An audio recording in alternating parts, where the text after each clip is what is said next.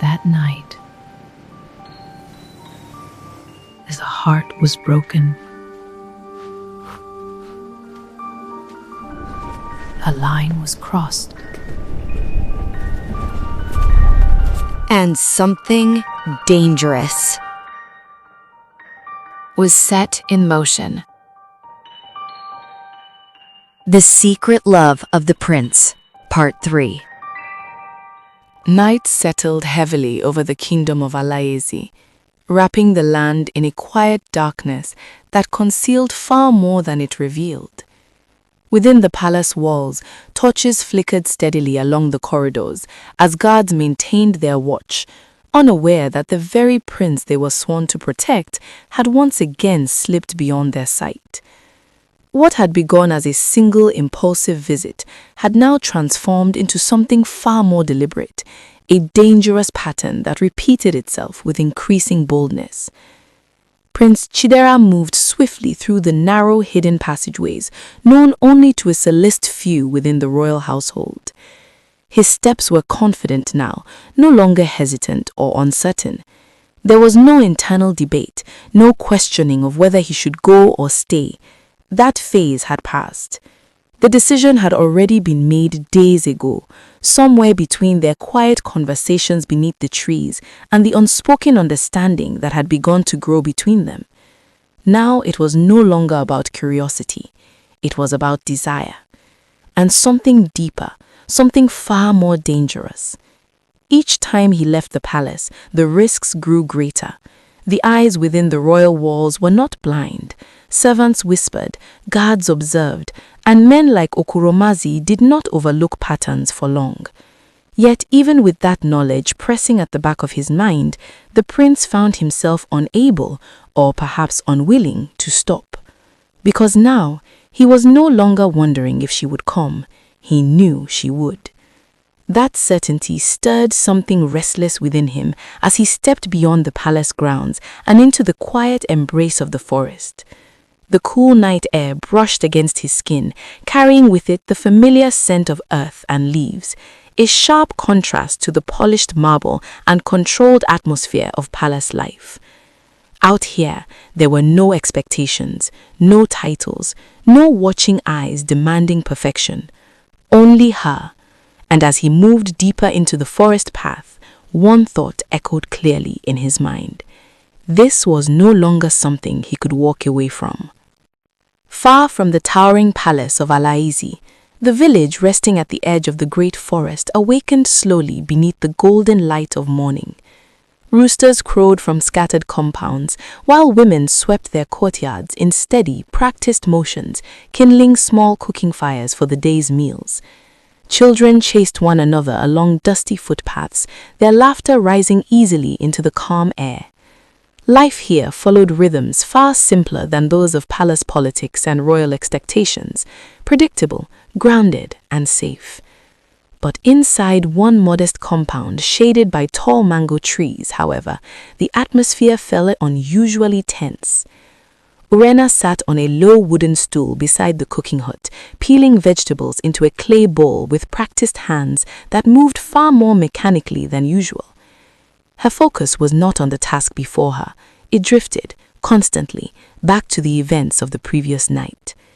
He had come to her home, not the forest, not by chance, but deliberately. That single decision had changed everything. Her grip tightened slightly around the knife as the memory replayed in her mind. The calm confidence in his voice, the ease with which he had sat among her family, the quiet understanding in his eyes when they had briefly met hers. He did not look like a man afraid of being discovered. If anything, he looked certain. That thought unsettled her more than anything else, because now the danger was no longer imagined, it was real. She exhaled slowly, trying to steady the unease rising in her chest.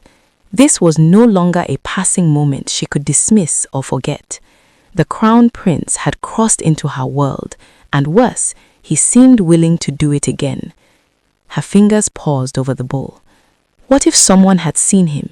What if the whispers had already begun? Urenna! The sudden voice broke through her thoughts sharply. She looked up to see her 3 closest friends, Amaka, Ijeoma, and Chisom, approaching the compound entrance with expressions of barely contained excitement. The moment she saw their faces, her heart sank. She knew that look. The news had already started spreading, and knowing her friends, they had not come for greetings, they had come for the truth. Amaka was the first to rush forward, dropping onto a nearby stool with barely disguised excitement. Her lively eyes sparkled mischievously as she leaned closer to Urenna, studying her face as though searching for hidden secrets. Behind her, Chisom clasped her hands together with dreamy anticipation, while Ijeoma stood slightly apart, watching quietly with the thoughtful caution that had always made her the most head-leveled among them. "Well?" Amaka demanded immediately. Urenna blinked in confusion. "Well, what?" Amaka scoffed loudly. "Do not pretend innocence with us. Half the village is already whispering strange things, and we decided that instead of listening to rumors, we would come directly to the source." Chisom nodded eagerly. "They say a nobleman was seen near your father's compound yesterday." Urenna stiffened slightly. "And they say," Amaka continued dramatically, lowering her voice, "that the man looked suspiciously like the crown prince himself." Urenna nearly dropped the knife she was holding. "That is ridiculous," she said quickly, but her voice lacked conviction. Amaka leaned closer, narrowing her eyes suspiciously. "Urenna," she said slowly, "we have known you since we were small girls stealing mangoes together. If you lie to us now, we will know." Chisom gasped softly. "Wait, is it true?"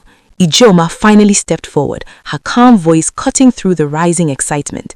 "Before you faint from curiosity, let the girl speak." All 3 of them turned their full attention towards Urenna.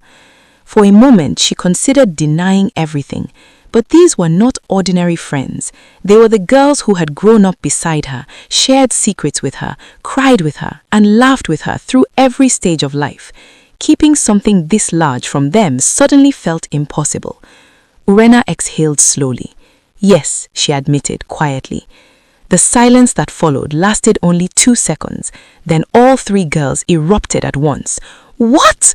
Their shocked voices echoed across the compound so loudly that 2 nearby chickens flapped away in alarm. And Urenna realized with growing dread that explaining the situation to her friends might prove even harder than facing the prince himself. For several long moments after Urenna's quiet confession, her 3 friends simply stared at her as though she had suddenly grown a second head. The morning air that had once felt calm and ordinary now buzzed with an almost unbelievable excitement. Amaka was the first to recover. She slapped her palm dramatically against her forehead and sprang to her feet. "I knew it," she cried. "I knew something unusual was happening when we saw you walking through the village yesterday with that strange expression on your face." Chisom leaned forward, her eyes wide with amazement. "You mean the Prince Chidera?" she whispered, as if speaking too loudly might somehow summon him into the compound. Urenna nearly dropped the knife she was holding. "Yes," she admitted reluctantly, "but it was not the way you are imagining." Amaka folded her arms dramatically. "Oh, we are imagining many things, and every version of the story sounds far more exciting than whatever dull explanation you are about to give." Ijeoma, who had been observing quietly, stepped forward with a thoughtful expression. "Tell us everything," she said calmly. Urenna sighed deeply and began recounting the encounter. The strange object she thought was a snake, the stone she threw in panic, the startled prince turning around angrily, and their unexpected argument that followed. Her friends listened with increasing disbelief. Amaka burst into laughter halfway through the story. "You struck the crown prince with a stone and then argued with him," she gasped. Chisom clutched her chest dramatically. "If that had been me, I would have fainted on the stones." Urenna shook her head helplessly. "I did not know who he was at first." "That makes it even worse," Amaka declared with glee. But Ijeoma's expression had grown serious. "You may laugh now," she said quietly, glancing between her friends, "but we should not forget who we are speaking about."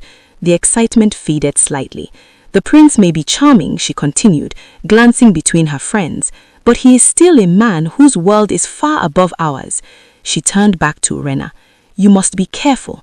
Urenna lowered her gaze, because deep down she already knew that. Later that same morning, while Urenna's friends were still buzzing with excited whispers beneath the mango tree, another conversation was unfolding nearby, one far less cheerful. Inside the small family hut, Urenna's father sat quietly on a wooden stool, while her mother moved restlessly between cooking pots. Neither of them had spoken for several minutes, but the tension in the air felt thick enough to touch. Finally, her mother stopped stirring the pot and turned towards her husband. "You heard what the traders were saying in the market this morning," she said softly. Her husband nodded. "They claim the crown prince himself was seen near our compound yesterday." Her mother folded her arms anxiously.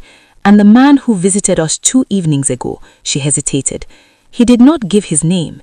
Her husband leaned back slowly, his expression troubled. But his manner of speaking, his confidence, the way he carried himself, he exhaled deeply. "I've met noblemen before when delivering harvest tributes to the palace. That young man carried himself like someone used to being obeyed." Silence filled the hut again. Finally, her mother whispered the thought that had been haunting both of them. What if it truly was the prince? Her husband rubbed his chin thoughtfully. "If that is true," he said slowly, "then our daughter may have stepped into a matter far greater than she understands." Outside the hut, Urenna's older brother Emeka sat beneath the shade of the mango tree, sharpening a farming blade. Though he appeared focused on his work, his ears had caught fragments of the conversation inside. His grip on the blade tightened. If the rumors spreading through the village were true, if the crown prince had truly taken an interest in his sister, then their quiet family life might soon face dangers none of them were prepared for. Because when powerful men turned their attention towards ordinary people, the results were rarely simple.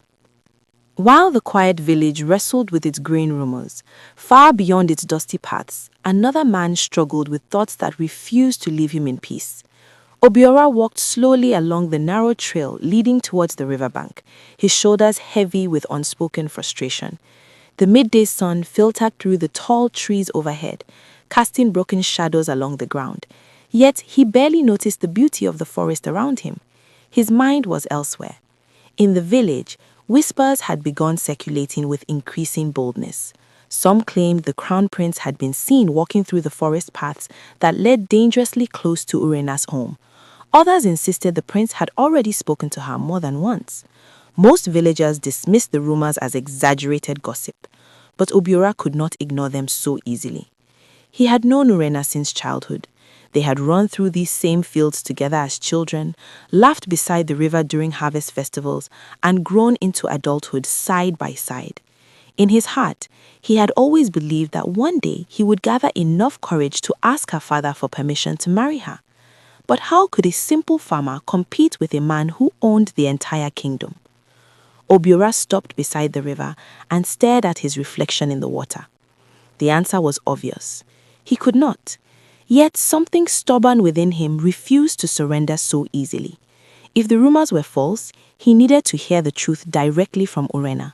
And if they were true, then he needed to understand whether the girl he loved had truly chosen a world far beyond the one they both had grown up in. Taking a deep breath, Obiora turned back towards the village, because no matter how painful the answer might be, he was no longer willing to live with uncertainty. He would speak to Urenna before the sun set, and whatever truth awaited him, he would face it like a man. The sun had begun its slow descent towards the horizon when Obiora finally reached the familiar path that led to Urenna's compound. Each step he took felt heavier than the last, as though the earth itself resisted what he was about to do. The laughter of children in the distance and the soft clatter of cooking pots created a peaceful evening atmosphere, but inside him, there was nothing but unrest. He spotted her almost immediately. Urenna stood near the edge of the compound, rinsing a clay bowl with water from a small pot. The golden glow of the setting sun rested gently on her skin, making her appear almost unreal, like something too beautiful to belong to the ordinary world they both shared. For a brief moment, Obiora simply stood there, watching her. Memories flooded his mind, the days they had spent running through the fields together as children, the quiet understanding they had shared growing up, and the silent hope he had nurtured for years without ever speaking it aloud. But those memories now felt fragile, threatened by something far greater than anything he could fight. Urenna.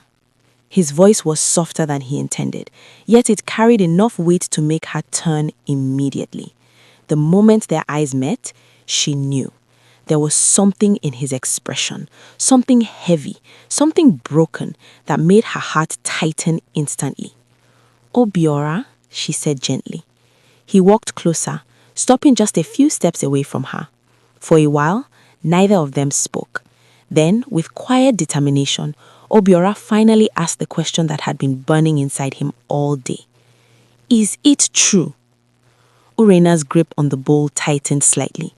She did not need him to explain. She knew exactly what he meant. And in that moment, she realized that whatever answer she gave next would change everything between them forever. The air between them grew heavy with silence as Urenna struggled to find the right words. She had faced many difficult moments in her life, but none had prepared her for this. Standing before someone who had always been a part of her world, knowing that the truth she carried could shatter something precious beyond repair.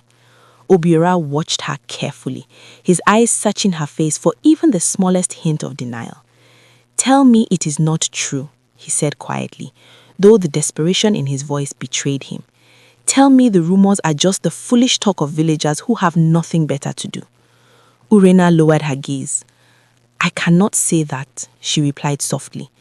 Those 4 words struck harder than any blow. Obiora exhaled slowly, as though the air had been knocked out of him. He turned away briefly, running a hand through his hair as he tried to steady himself. "So it is true," he muttered. "The crown prince..." He paused, his voice tightening. "Has taken an interest in you." Urenna stepped closer. "It is not like that," she said quickly. "We only met by chance. I didn't even know who he was at first." "But you know now," Obiora interrupted sharply, turning back towards her. His eyes held a mixture of pain and frustration. "And yet you still speak of him." Urenna flinched slightly. "That is not fair," she said. "Is it not?" he shot back. "Do you know what people are saying? Do you know how dangerous this is?" "I know," she replied, her voice trembling slightly. "I know it is dangerous. I know it makes no sense. But I cannot pretend it didn't happen." Obiora stared at her, his expression slowly softening into something more vulnerable. "Urenna," he said, his voice breaking slightly, "you are stepping into a world that will not protect you." She met his gaze steadily. "And what would you have me do?" she asked softly. "Pretend I never met him? Pretend I feel nothing?" The question hung heavily between them, because deep down, they both already knew the answer would not be simple. For a long moment, Obiora said nothing. The fading sunlight stretched their shadows across the ground, and the quiet sounds of the village seemed to drift farther away as the weight of the moment settled around them. Finally, he stepped closer. "Choose me," he said. The words were simple, but the emotion behind them was anything but. Urenna's breath caught slightly. "Obiora," he continued, his voice low but filled with raw sincerity. "Stay here with me. This is your home. These are your people. We understand each other. We have always understood each other." He gestured faintly towards the surrounding village. "This life may not be grand, but it is real. It is safe, and I will spend every day of my life making sure you are happy within it." His eyes held hers with an intensity she had never seen before. "I have loved you for years, Urenna," he admitted quietly. "Even when you did not notice, even when I told myself it was foolish to hope." The words pierced straight through her heart. Tears threatened to rise in her eyes, but she forced herself to remain steady. "Obiora," he took another step closer, his voice growing more urgent. "Do not throw away your life chasing something that will never truly belong to you." Urenna shook her head slowly. "You don't understand," she whispered. "Then help me understand," he replied, his composure finally breaking. "What does he have that I do not?" The question lingered painfully in the air. Urenna struggled to answer, because the truth was not something she could easily explain. It was not about wealth, it was not about power, it was something far more dangerous, something that had begun the moment she looked into the prince's eyes and felt a connection she had never experienced before. And that was exactly what made it so difficult to let go. Urenna closed her eyes briefly, gathering the courage she needed to say the words that would undoubtedly wound him. When she opened them again, her expression was gentle but firm. Obiora, she began softly, you are a good man, a kind man. Anyone would be fortunate to have you. He let out a bitter laugh. But not you, he said. Pain flickered across her face. It is not like that, she replied. You are important to me. You have always been important to me. Then why is that not enough? He asked quietly. The question cut deeper than he intended. Urenna hesitated. Because how can she explain something she barely understood herself? How can she put into words the strange pull she feels towards a man she had barely met, yet somehow felt as though she had known far longer? I cannot explain it, she admitted, but something has changed. Obiora's expression hardened slightly. So you are choosing him, he said. I am not choosing anything, she replied quickly. I am only being honest about what I feel. Silence fell again. Then, more softly, she added, I don't want to lose you, Obiora. He looked at her for a long moment. Then he shook his head slowly. You already have. Her heart sank. I cannot stand beside you and pretend to be just a friend while you give your heart to another man. I am not that strong. Tears slipped quietly down Urenna's cheeks. I never meant to hurt you. I made it worse. Without another word, Obiora turned and began to walk away. Urenna stood frozen, watching him go, knowing that something precious had just been broken, and that no matter what happened next, things would never truly return to the way they once were. Night fell once more over the kingdom, wrapping the land in a quiet stillness that hid more secrets than it revealed. Within the palace walls, torches flickered along corridors as guards maintained their steady watch, unaware that the crown prince they were meant to protect was once again slipping beyond their sight. Prince Chidera moved swiftly through the shadowed passageways, dressed in simple garments that concealed his identity. This was no longer a passing curiosity. What had begun as intrigue had now grown into something far more powerful, something that refused to be ignored. He needed to see her again. The memory of their first encounter had followed him relentlessly, invading his thoughts during royal meetings, distracting him during conversations, and leaving him restless through the quiet hours of the night. No noble woman had ever occupied his mind this way.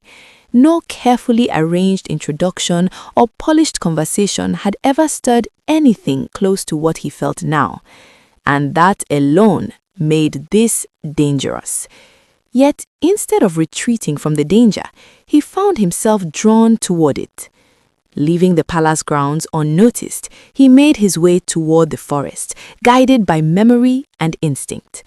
The deeper he went, the quieter the world became, until the sounds of the palace faded completely, replaced by the gentle rustle of leaves and the distant call of night creatures. When he finally reached the clearing, he stopped. For a brief moment, doubt flickered through him. What if she did not come? What if she had chosen to stay away after realizing who he truly was? But just as the thought crossed his mind, he heard the faint sound of footsteps approaching through the trees. And in that instant, every doubt vanished. Urenna stepped cautiously into the clearing, her heart beating faster with every step she took. She had not planned to return. After everything that had happened that day, her friends' endless questions, her parents' growing suspicion, and most painfully, her confrontation with Obiora, she had told herself it would be wiser to stay away. And yet, something had drawn her back. Perhaps it was curiosity. Perhaps it was something deeper. When her eyes landed on the figure waiting in the clearing, she stopped. Prince Chidera stood exactly where she remembered him, his presence commanding even in the simplicity of his disguise. For a brief moment, neither of them spoke. The forest seemed to hold its breath, as though aware that something significant was unfolding within its quiet embrace. "You came," he said finally, his voice softer than she remembered. Urenna hesitated. "I should not have," she replied honestly. A faint smile touched his lips. "And yet you did." She folded her arms slightly, trying to steady herself. "This is not wise. If anyone sees us—" "I made sure no one followed me," he interrupted gently. "That does not make it any less dangerous." He took a small step closer. "I am aware of the danger, but I am also aware that I could not stay away." The honesty in his voice caught her off guard. For a moment, she did not know how to respond. "You barely know me," she said quietly. "Then let me change that," he replied. The simplicity of his answer made her heart skip, and before she could stop herself, she found that she did not want to leave. The night deepened around them as their conversation unfolded slowly, cautiously, like two people stepping into unknown waters without knowing how deep they might go. What began as guarded words soon softened into something more natural, more real. For the first time, Prince Chidera was not speaking as a prince, and Urenna was not speaking as a village girl. They were simply two people discovering each other. He told her of the weight of expectation that followed him everywhere, the constant pressure to choose a bride, to secure alliances, to become the perfect heir to the throne. He spoke of the emptiness he had felt despite having everything others desired. Urenna listened quietly, surprised by the honesty in his words. "And yet," she said thoughtfully, "you still belong to that world." He admitted, "But that does not mean I cannot choose what matters within it." She looked at him carefully. "You say that now, but your choices will not affect only you." He held her gaze steadily. "I know." A silence followed, but it was no longer uncomfortable. It was understanding. Then, without thinking, Urenna took a small step closer. "Why me?" she asked softly. Out of all the women in the kingdom, out of all the noble daughters and princesses who would gladly stand beside him, why her? Prince Chidera did not hesitate. "Because you see me," he said simply. "Not the crown, not the title, just me." Her breath caught. "And that," he added quietly, "is something I did not realize I was searching for until I found it." In that moment, something unspoken passed between them, something fragile, something powerful, and dangerously, something real.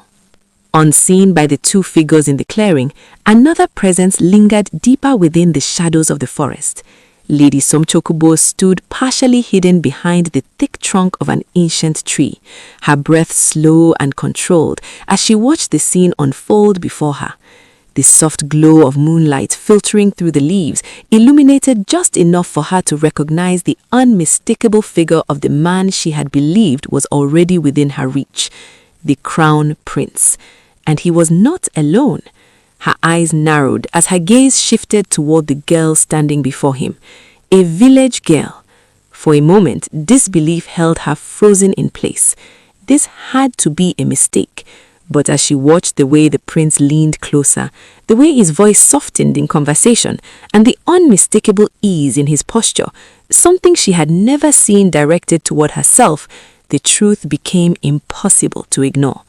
This was no accident. This was no passing curiosity. This was interest, real interest. Her fingers curled slowly into fists at her sides. All the assumptions she had carried with quiet confidence that her position, her beauty, and her family's influence made her the most suitable choice for the prince began to crack under the weight of what she was witnessing.